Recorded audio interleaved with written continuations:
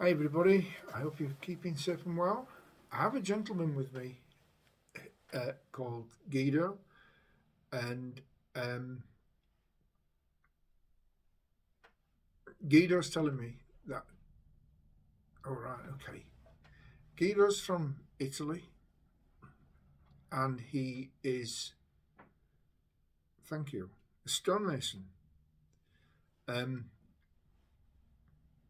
okay, he's telling me that he um, worked on a church, later became a cathedral uh, of where, sorry? Right, okay. He's telling me that he worked on um, a building that later became San Marco.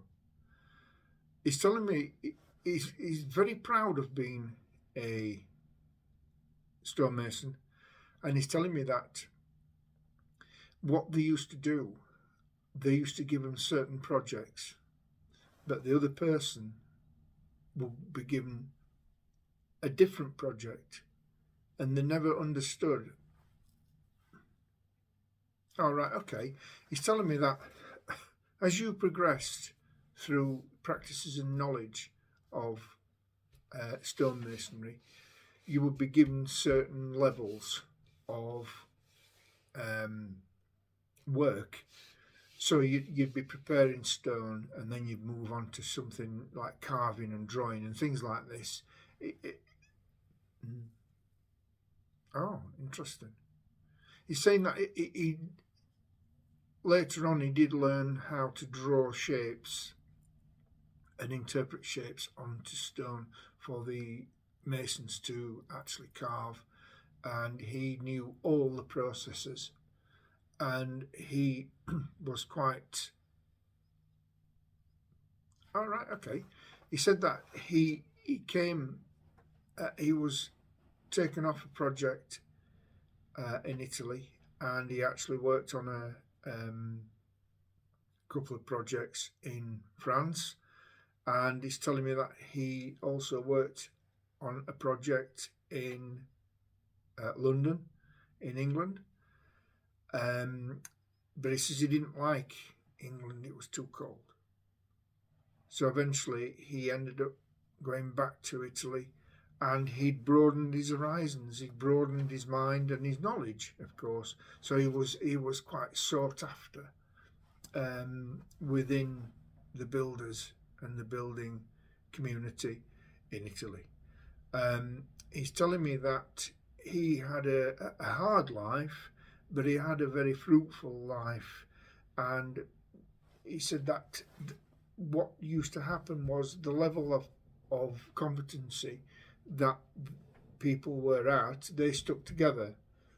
And so as you progressed, you moved into a different um, clique, if you like, of so you moved up into competency, you moved up into all right, okay. He says that they were actually called lodges that they all right, okay.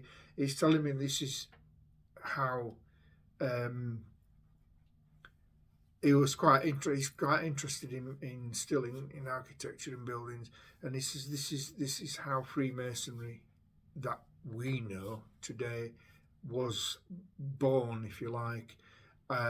He says, and it was through working practices.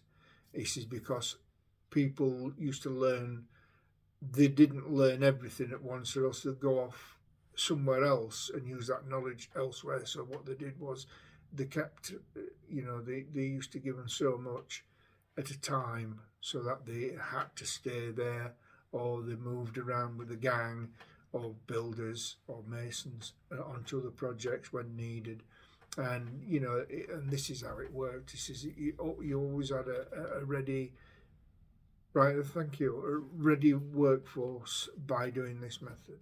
And but he's very proud of the building works that he was working on, and he's very proud of the building that still stands today. and he does stand and marvel at his work and the work of his apprentices that he had.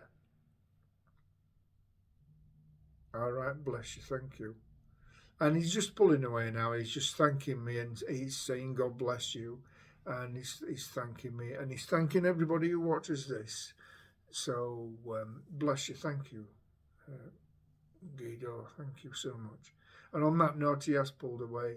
And I'd just like to say to everybody, thank you for joining us, and I'll see you in the next one. Bye for now.